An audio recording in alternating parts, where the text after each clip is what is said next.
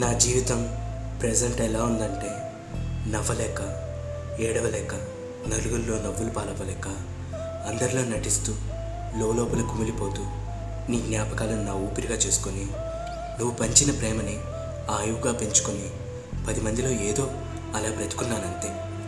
కానీ నీతో గడిపిన ఒక్కో క్షణాన్ని అనుక్షణం గుర్తొస్తే ఈ జన్మకి ఇది చాలు అని అనిపిస్తుంది నా మనసుకి. కానీ నువ్వు నా పక్కన లేవనే ఆలోచన నా మనసులోకి వస్తేనే కన్నీళ్ళు ఆగడం లేదు.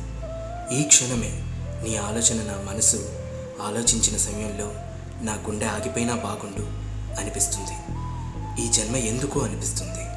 నువ్వు దూరమైన క్షణం నుంచి కంటికి నిద్ర లేదు, ముఖంలో నవ్వు లేదు, మనసుకి ప్రశాంతత లేదు.